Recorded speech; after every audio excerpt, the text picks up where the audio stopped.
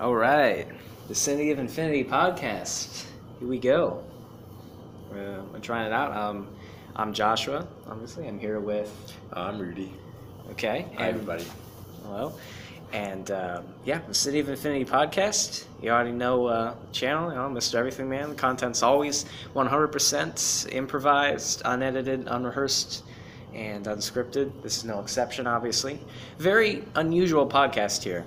It's a very anything goes kind of podcast. As you can see, we don't have headsets or wires or papers or anything, it's very down to earth. It's very raw, very basic. Just two people, maybe sometimes more, just having a conversation. Right? So why don't you kick us off, Rudy, like that? How you doing? Oh, I'm actually doing pretty well. Just doing my thing, and then you approached me and asked me to do a podcast. I've never done a podcast before. Like I said, my very first ever doing a podcast, or really doing something like this. So, like first time being in a video? I mean, not in a video. I mean, shit, we've all been in a Snapchat before. We've all, been first time being on a YouTube video? No, not even. In fact, oh wow. Yeah, because I used to do like little gaming channels here and there. You know what I'm saying? Oh, I used to okay. have like my own little YouTube things going on. Okay. But in a Put sense, some links in the description. Yeah. nah, that's all good. That's all good. How about yourself, Mr. Host? Oh, I'm doing just fine. I mean, just getting things set up here. Just like this is in case you couldn't figure it out, we're actually in an empty classroom right now. So my class is in like an hour, so we just got here early so that we could do this first, because there's not really anywhere else to go right now. So that's kind of what's on my mind. It's like doing this in class. So. But yeah, how's your day going? Well, yeah, I guess my day's been pretty good. Came back from the gym earlier and basically, yeah, I've just been taking care of myself. Yeah. So why don't you tell the viewers like a little something about yourself, like a quick biography? Well, a quick biography. Your autobiography, I mean, Okay, sure. I was born in Miami. Yes. Was shipped off to Haiti, but I lived literally like a prince, and I lived really well over there for about a good 4 years. Came back to Miami, lived there till 2009, and moved out to Port St. Lucie, and went to high school in Port St. Lucie. But then I went out here to college, and yeah. So, I mean, that's, I guess, a very short, quick autobiography. So what made you want to go to college? Well, to be honest with you, for the most part, I really didn't want to go to college. In fact, I want to really, take some time to find myself. But, since my family's from the islands, they don't want to hear anything else but college. And, I find that to be really unfortunate because, when we're constantly shoving down, college down someone's throats, I mean, yes, that college is a very important thing, and I've come to truly learn that, especially for, being a black male. I mean, if you don't have a college degree, you're often more stereotyped, or you're often more, you're basically treated as a lesser person for not having a degree. And it's unfortunate, yet it's very true. And I learned that with personal experience. But with me, I wanted more time to really travel, to really get more time to, learn about the world, really dip my feet in the water. But I never really had that opportunity. But, what made me go to college is because, of course, because I need it. As anybody else would in today's day. So, what are you majoring in now? What am I majoring in? Yeah. I switched it a few times from business to medical, which I hate the medical field. And now I'm doing IT. I'm more comfortable with IT than anything else. Ah, okay. So you mentioned Haiti. How long did you live there? Well, I lived there for 4 years. Do you remember it well? Oh yeah, I traveled back there a few like? times. I had maids for just about everything, and I lived in a nice, beautiful 3-story mansion in the mountains, and it was pretty damn nice. Pretty damn nice. A lot better than living here in the States. And honestly, I've learned in my travels that the United States really isn't all that. It really isn't. we're taught that we're the greatest country in the world, man. We're the number one. We're the greatest military. Everything is amazing. It's bigly. It's huge. Yes. No. Traveling Europe, even traveling Africa, traveling to Asia and whatnot, like I've learned that the United States is full of shit. It really is. And there's a lot of amazing countries with amazing opportunities for different people. And yes, believe it or not, you have rights in other countries. People actually have consciousness in other countries. Believe it or not. And I've come to learn that. I've actually never left the United States before. What's like you said? Have you ever left the state? You've been to like Europe and Asia and Africa and stuff. Mm-hmm. So you like a globetrotter then? Yeah. What would you say is like your favorite country that you visited? Ooh, the Netherlands, Thailand. Man, those are my two favorites. Why? Well, Thailand, just like, when you go there, it's the land of smiles. You know what I'm saying? Like, it's not only the land of smiles, but it's the land of sex. Because everybody over there is just like, sex is just like a hungry. If you're hungry, you eat. If you're horny, you have sex. And there's no sort of, I guess, what's the word like I'm looking restraint? for? Not restraint, but more of like judgment. Exactly. There's no judgment for it. Here so in it's the like States, very indulgent then. Exactly. And it's just like it's treated, as what it should be, as a human need. Like over here in the States, there's such a stigma around it. Like, oh, you can't be doing this. Oh, you watch porn, you masturbate. Ew, that's disgusting. No, it's not disgusting. It's a part of life. It's a part of nature. Every human being in this world has masturbated. If someone says no, then they're fucking lying. And it's just. When being in Thailand, it's just like it's so open and it's so different too because most of everything over there is sexualized, and then you meet people from other countries, other tourists, because it's like Thailand's like almost the Cancun of the Eastern Hemisphere. Is that right? Yeah, the Eastern Hemisphere, because Australians love to go there, Russians love to go there, a lot of Eastern and Western Europeans love to go there. You know what I'm saying? Because again, it's such a free, amazing, open culture with very cheap food, very cheap living, and it's just so amazing with that. Amsterdam, on the other hand, Amsterdam's very similar. Amsterdam has the same mentality, which is you take care of yourself, you take care of your needs, and you live your own life. Plus, weed is very legal, and I'm a pot smoker, and I really, really, really love those cafes. They don't sell coffee at cafes. No, I gotta say. Okay, so wow, yeah, Thailand. Let's put that on your list, everyone. Why the Netherlands? The Netherlands, well, I've always wanted to go to Amsterdam.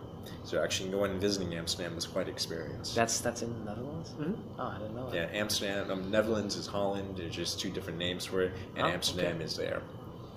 I didn't know that. Oh yeah. But what's that like though? Amazing. For some of our viewers that may not be familiar. Oh no, everybody's familiar with Amsterdam. If you're not familiar with Amsterdam, then you're living under a damn rock. I'm just saying. If you don't know what Amsterdam is, go on Google, search it up, and learn what Amsterdam is, because it's amazing. Of course, it's just like, they have these cafes, they got, these canals, they got these museums, they even have a sex museum over there. And the hostels are just like, the hostels, again, you meet people from all around the world. I met this beautiful Chilean girl. Fenya, if you could hear me, you're beautiful, and one day I'm going to marry you. But honestly, it was absolutely amazing. It's a trip I would recommend for everybody to go. Everybody. So it seems like most of your fond memories happened outside the United States. Oh yeah. So have you considered moving out of country then? Fuck yeah. To where? Yeah. Thailand? Really? Netherlands? Actually, believe it or not, Dominican Republic. Oh, why is that? Yeah, I mean, well, yeah, but I have two family homes in Haiti. One for my mom's side, I want to live there, and one for my dad's side, definitely live there. Oh my goodness, my dad has beautiful home there. So I say Dominican Republic because A, I love Spanish women. B, it's very affordable. C, it's very affordable. And it's very relaxed, you don't get a lot of the uptight American atmosphere. It's again, America is so uptight. There's just atmosphere here, just the overall feeling, the aura, the vibes. I can see what you mean. It's not the same. Especially here in the South, with all the guns and the guns, the whatnot. Racism. You're kneeling. Why are you kneeling? You're not respecting our troops. Our troops we don't give a fuck. You know, it's just like, it's just this stupid, superficial atmosphere. That really what it is. It's just so superficial to the point where you're told, oh yeah, we're in the land of the free, but we're not. We're not a democracy. We're not a republic. We are really a corporate oligarchy. Like everyone here, truthfully, every American here, truthfully, is a slave. And what really annoys me, what really ticks me off, is the slavery mentality here in the States, and I really want to be away from that. I want to be a more free, relaxed mentality, free, relaxed place where really we don't have to worry about that garbage. So have you seen that outside the United States then? Like, oh, I mean, I've seen little bits of racism, but nowhere near to what the United States has. Nowhere near. wow. Even Europe is disgusted by the United States. They really are. And you hear, I remember when I went to Amsterdam, I was told, there's all these refugees, migrants causing so much violence and destroying the place. But when I went to Europe, I didn't see any of that shit. It was all BS from the media. All BS. There weren't any Muslim migrants trying to claim this for Islam or anything like that. None of that stuff was, none of that stuff was going on. None of that. And that really, really, really bothered me. And I was asking people from Sweden where that was supposedly going on the most. And the fact of the matter is, they said, no, none of that's happening. No, everybody gets along just fine. We're all very peaceful and relaxed. I was like, oh, really? And when I went to Norway, I didn't see any of that garbage either. None of that. Huh. They really look at Americans as stupid people. And after traveling, I started to realize we really are kind of dumb. We really are. Well, the one thing about the United States that I find kind of unfair is that 1% of the population has 96% of the money. Well, you'll find that in a lot of countries, unfortunately. But at the end of the day, in those other countries, to a certain extent, not every country does this, don't get me wrong, but I'll tell you this. The United States is the only first world country in the world that does not have universal health care or free education. Free college. Really? Yes. Either free college or very affordable college, I should say. Only country in the world. But we're taught that we have the best of the best. Not true at all. Well, yeah, and the United States is pretty far behind on a lot of things because, from talking to people in other countries, this one person was very surprised that in colleges here, we have to take all these other classes and stuff before we can get to the ones that even match our major. As where in a lot of other countries, you just only take classes relevant to their career because that's what college is, career training. So. And honestly, it's not fair at all. It's a scam. And they make you pay for all the other classes too. Exactly, coming out of your pocket. And America has a system where if your parents are making a certain amount of money, I think above 20-something thousand a year, they don't give you financial aid. They don't help you at all. Because 20,000 apparently is enough for you to, be doing well. And that 20,000 apparently goes straight to you and for your college because your parents don't have any other expenses at all. It's utter garbage. And you look at this entire system. This entire system is rigged to make you basically become a slave. Enslaved to a point where you have a debt that you're going to have to pay off for either the early portion of your life or for the remainder of your life, depending on how you handle your finances. Some people argue, well, be responsible for your finances, but the fact of the matter is, such a situation should have never been created in the first place for anybody. Right. Yeah, there's a lot of corruption going on. I guess really the ideal utopian society would just be an island in the middle of an ocean or something, right? Where that's what you view technically, utopian. if you create your own island, you're basically the president of that land, right? Yeah, true. But you're by yourself island. You don't even need to create. So are you more of an isolationist, or are you an introvert or an extrovert? Well, clearly you could tell I'm an extrovert. But me, it's just I don't line up with any political belief. Believe it or not, I'm not a Democrat. I'm not a Republican. It's just I just view myself as somebody with common sense, somebody who's actually gone outside of the box of said Republican or whatever our little political spectrum is. Because at the end of the day, we're both two different sides of the same coin. It's just you hear so many stuff about he's a socialist, he's this. You're a socialist if you care about people, or you're a capitalist if you care too much about money. Of course, I always believe in balance, but I believe people's well-being's above balance at all times. Because again, other countries do it all the time. In fact, it works for those other countries. I've been to other countries, I've seen how they work. Yes, there still is poverty in those other countries, but there still is a hell of a lot of poverty here in the United States. Like, let me tell you about LA, let me tell you about Miami, somewhere I used to live.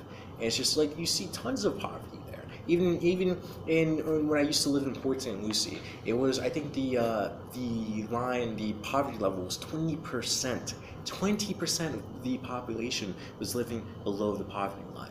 I don't even know what the poverty line is here in the city that we're in now. But it's ridiculous. You can't call this the greatest country in the world, because it definitely is not. The greatest country in the world looks after its citizens. The greatest country in the world doesn't go out of its way to protect corporate interests by bombing and killing other kids. That itself is just that's barbaric. It's savagery.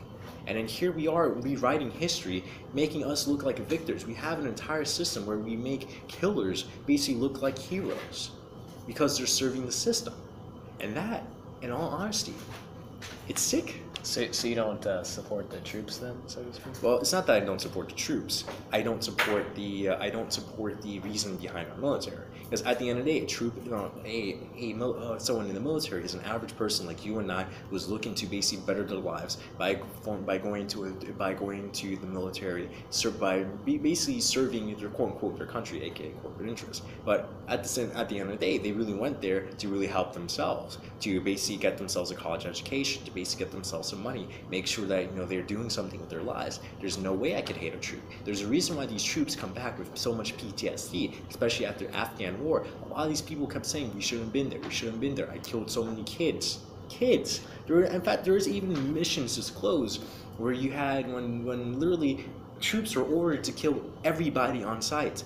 Kids, women, and children. And we wonder why they hate us so much. They don't hate us because of our way of life. They hate us because we attacked them first, because we dropped bombs, because we went there out of our ways to accuse them of something that they didn't do, so we could acquire their aluminum, so we could acquire their lithium, so we could acquire their oil and establish central banks. Like, on all honesty, there's no true proper reason for us to be out there in the Middle East. In fact, we are the ones that are destabilizing the Middle East. We often hear a lot of stuff, and I don't want to go too much, and I don't want to seem like attacking religion here, and I don't want to say this. Well, I mean, I don't want to seem I'm doing this way. But we have like this mentality that the only time there will ever be peace in the Middle East is when the so-called Antichrist comes and establishes that peace. Well, in all honesty, that's a load of crap.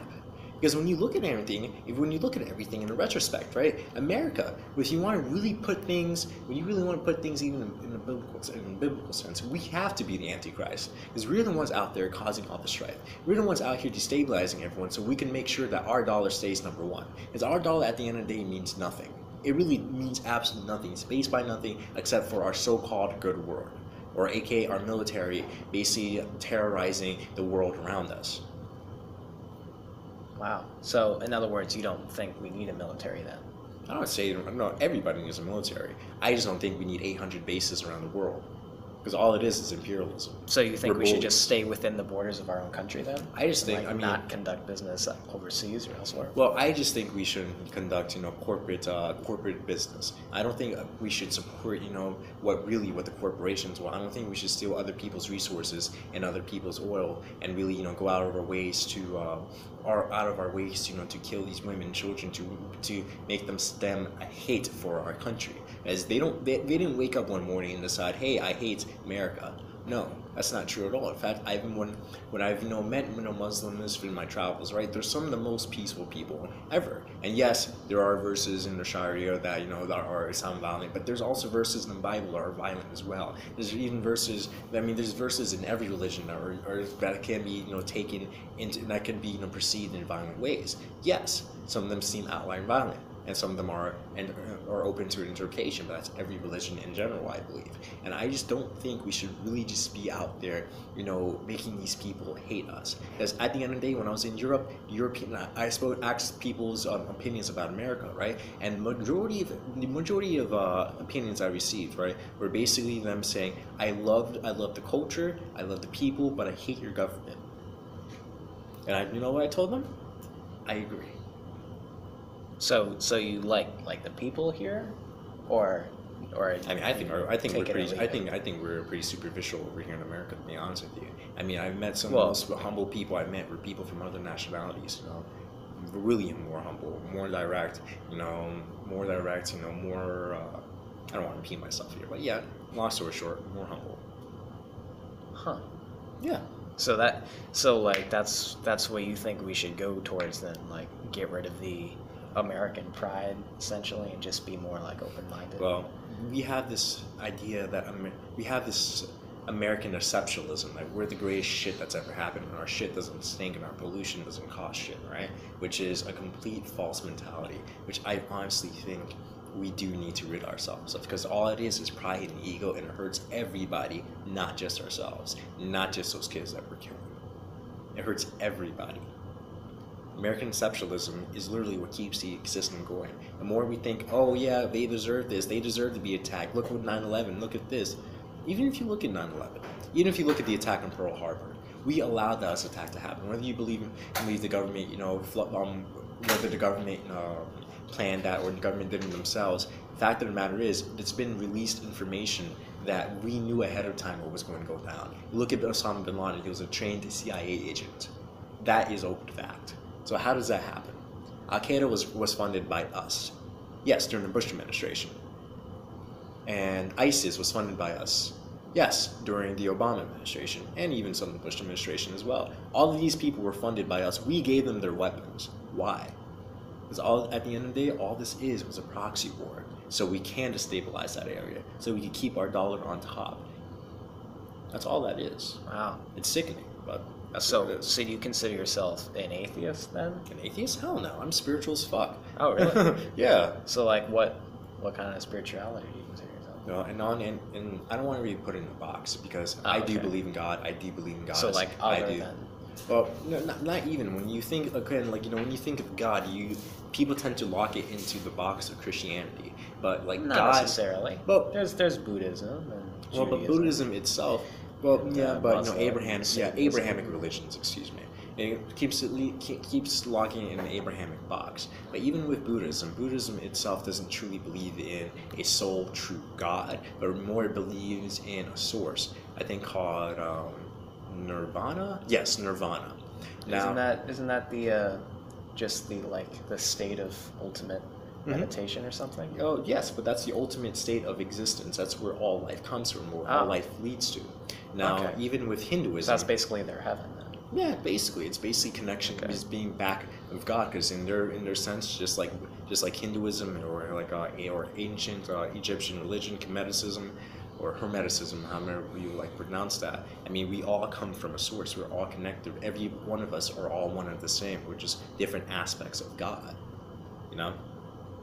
So I would like to go ahead and take, I guess, I don't know, take. You could clip this part out, right? I gotta go. Yeah. Okay, so we had to take a break. We're here. That's why we're wearing different clothes, because it's like different day. And anyway, so making the return. Yeah, back with Rudy. This is all gonna be one episode anyway. Anyway, so the first half was kind of serious and stuff. That's not usually the way things work on the channel, but it's all good. I don't want you to feel bad or anything. But let's try to find something a little more lighthearted to talk about. What about food? What do you think about food? If you don't like food, I mean, what do I think about food, man? It's a necessity, my guy. I need it to survive. What do I think about food? I like spicy food, my guy. I like food with some flavor in it. Yeah, I was about to ask, what are your preferences as far as food goes? I like Thai food. I like Asian food. I like Jamaican food. I like it all food. I like this food. I don't like British food, because British food is very stale and bland. For the most part, even the crumpets. Team crumpets, fish and chips. Yeah, I guess it's all right. But I prefer Dutch food and Italian food and French food over British food any day. I'm just being real, and I think a lot of British people would agree with me. What about German food? Never had German food. What? Really? Mm-mm. Oh no, there's a lot of German stuff there. Like what? Well, I mean, you get like let's see, German. Some Süßversagen. No, like Some coffee chips. I mean, aren't hot dogs technically German? Is it Frankfurt or Germany? Or is it Frankfurt, Kentucky? I don't know. I don't see hot dogs as being. I see more. Yeah, they're American food. Probably Frankfurt, Kentucky. Okay. Because I can't imagine a German dude saying, "Yes, this is my new creation, a hot dog." Okay. Let's see. There's a like schnitzel, I think. Never. I've heard schnitzel from like chowder.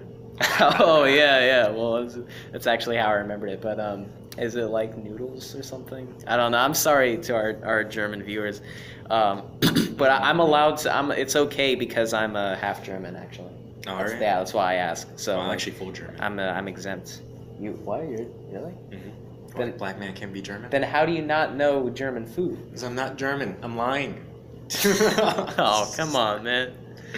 Yeah, well, I know you're not full German because you already explained your heritage and all that you're like Haitian and you know. Anyway, so yeah, like what did you have any?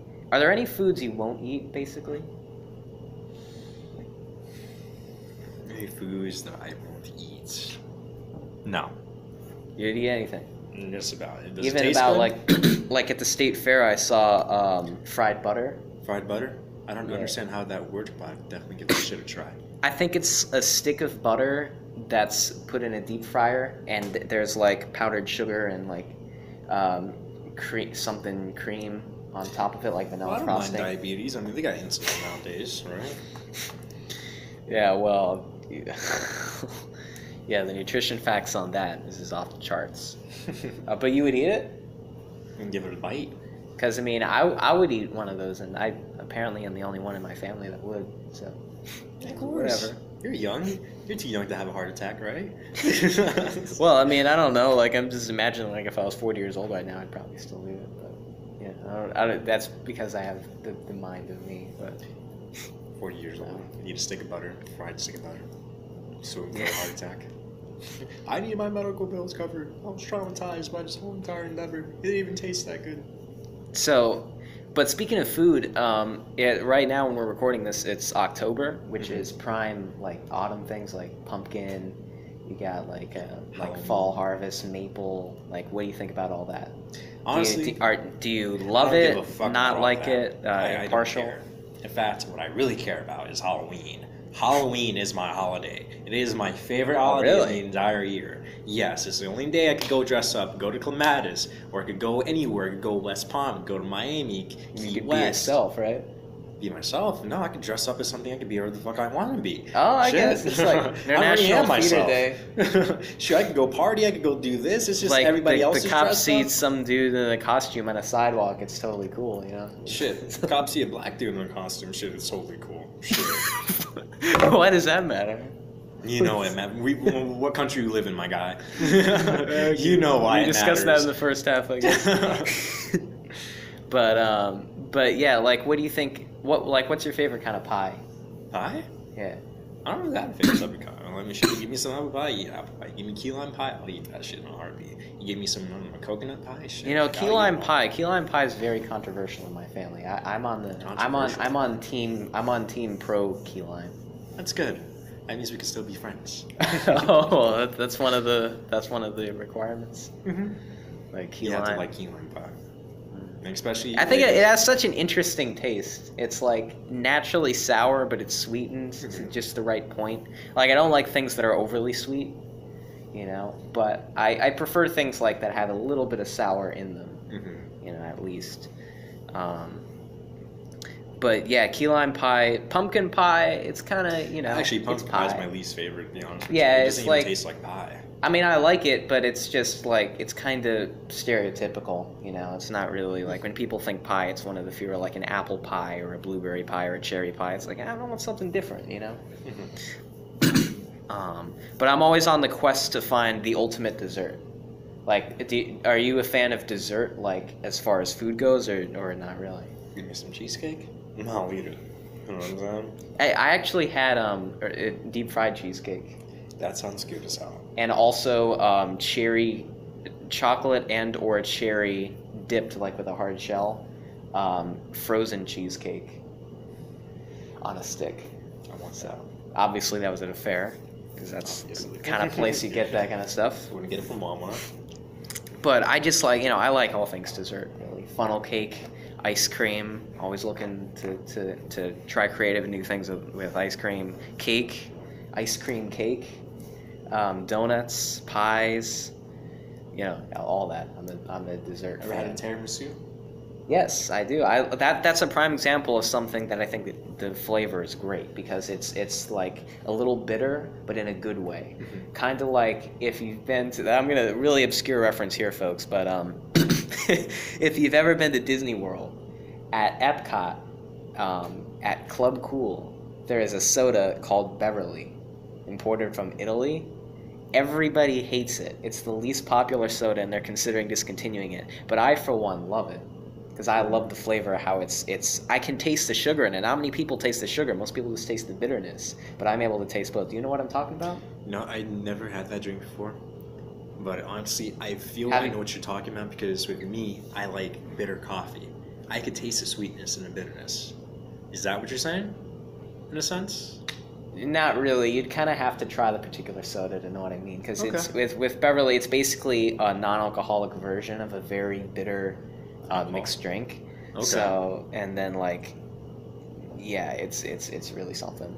But everybody hates it. Like every time people try that as a prank, like, oh, you should try the Italy one. Oh, okay. And then it's like they just spit it out and say, oh, why? Italian soda? Yeah. I've actually, there was a little while I was trying to get soda like from as many different countries as possible. Mm-hmm. So like I just went to like Walmart and just saw like, do they have? Have you ever tried Haitian soda? No, I wasn't able to Try find it. it. They don't sell that at Walmart. Oh, hell no, they don't. That's You're what I mean. missing out. You gotta go over, I don't know, somewhere like, you gotta find it. You gotta go on a quest. It's very available down south. You go anywhere, you know what I'm saying, to like one of those like little like mom and pop corner stores. What, like and whatnot. Miami?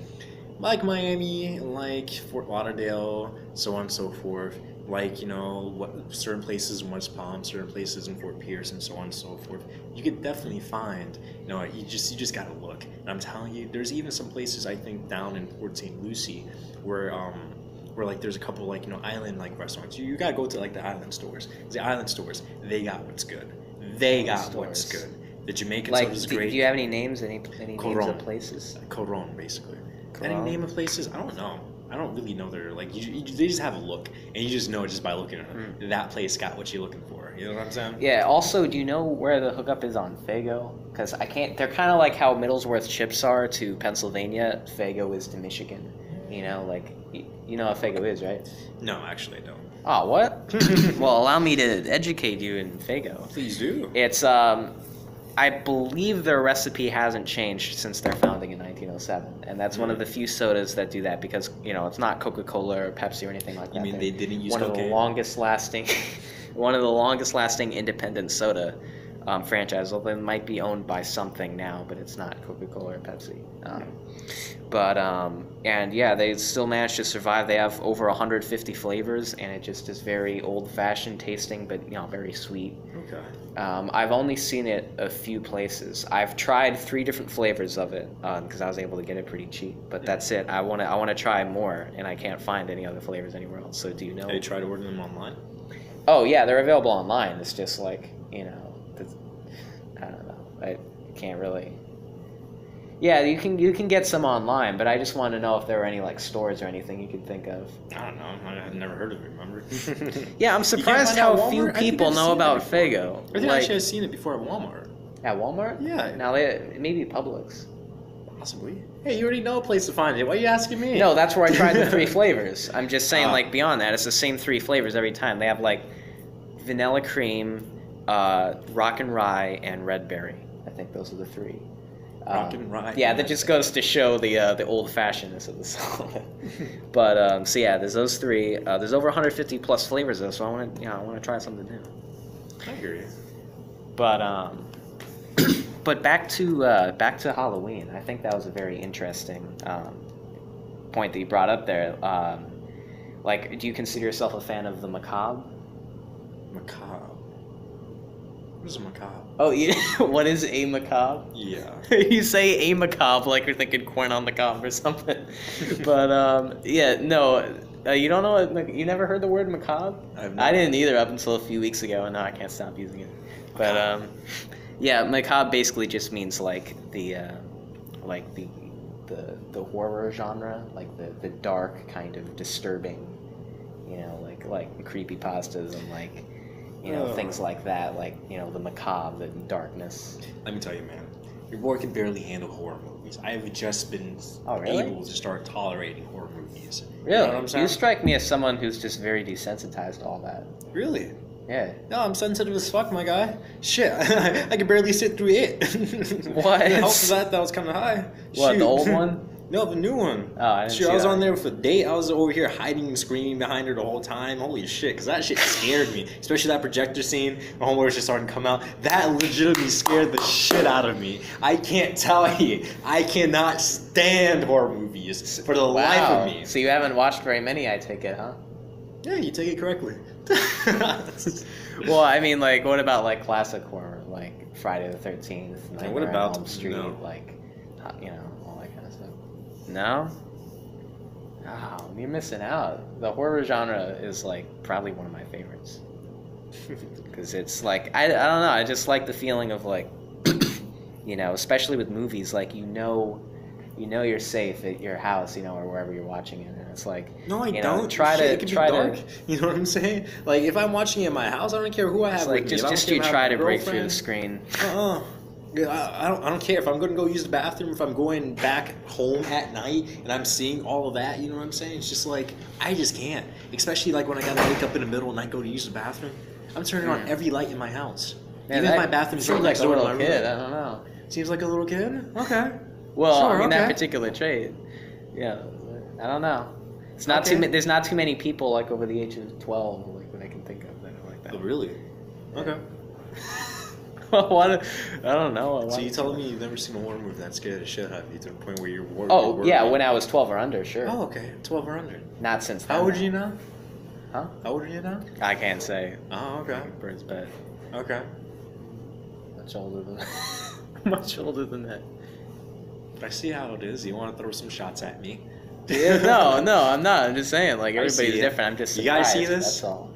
Like judging by your personality, I would assume you're like, yeah, bring it on. I don't. Oh, trust me. When it comes to people, when it comes to things. Okay, like what about like throw rides?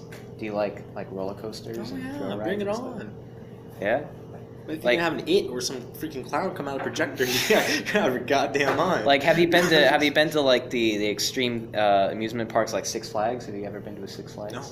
No, neither have I. I really want to go there. You've been to Busch Gardens? Love Busch Gardens. Yeah, you like it? You the 5 coasters? Mm-hmm. Yeah. Which one is your favorite? Street Rock. That was my first one. Why? Because it's like supposedly 90-degree drop. I don't know. I like Montu and Goomba. Yeah, they're because Montu, now that Dragon Challenge Universal's gone, is the only roller coaster, except maybe one at SeaWorld, that at least in Florida anyway, that the track's above you. You're like free dangling. Mm-hmm. You know what I mean? Because like I used to love Dragon Challenge for that reason, but now that's gone, so it's like that's what we have instead. But yeah, and then Goomba's just a fun classic, like a Six Flags kind of roller coaster. But but yeah, I mean, as far as thrill rides go, like I the thing is, I'm a complete 180 of myself like 3 to 5 years ago, because I used to be terrified of anything like that went more than 10 miles per hour. Terrified of cars? Well, except car. I mean, like, rides. I mean, like, any ride that went like more than 10 miles per hour, or like had too steep of a drop, or turned too hard or something. Like I was like, no. Not to mention, I wasn't tall enough to go on a lot of stuff anyway. But Oh, you're tall now. yeah, about 6 feet now. On every ride you want. Yeah, really, I think so. You're not 6 foot. Yeah. You're taller than 6 foot because I'm 6 foot. Oh, okay. You're like probably 6'1" or something, or 6'2". Yes, maybe. I am 6 foot. I haven't measured myself, very recently. Go ahead, stand up. The camera's not going to pick it up. It's all good. No, you're definitely not 6 foot, my guy. You're definitely like 6'1" or 6'2". Yeah, well, the point is, I'm tall enough to go on, pretty much whatever I want. No, yeah. But like, do you like fairs, for example? Mm-hmm. Like those kind of rides, yeah. Dangerous ass rides that probably break on you. I love Exactly. those. There's something about a fair in particular that like no amusement park or theme park can recreate. Like there's just a charm about it. Like the people, the lights, the music, the food, the rides. Like I just love them. Like are you like a fair fanatic? Like you would go like several times? No, one's just enough for me. One Oh, or twice what? with a few friends. I personally don't want. I like the fair, but I don't love the fair. Like I'm not obsessed with it. You know what I'm saying? The fair is just the fair. Well, is that a fair description? I suppose so. My main problem though is that where we are it tends to rain a lot and everything's outdoors typically. We're in England, by the way. Everything rains every single day in England. No, we're not in England, but yeah. So that's my main problem. Is that like it's mostly outdoors, but at least they have them in the winter when it tends to rain less. By the way, what's your favorite season? Favorite season? Spring. Spring? Why is that? Like just like locally, or you mean it globally? Globally, locally, because I don't like snow. I don't like the cold. Like, what temperature is your comfort zone? Or anything below 70 or 65 to be fair. I guess 65 is just it's too cold. What? Yeah. You're one of those people? Never seen snow and try and see it anytime. See, I think one thing I find weird is that there's been a correlation with me that I've seen in people between the macabre and the horror genre and cold weather.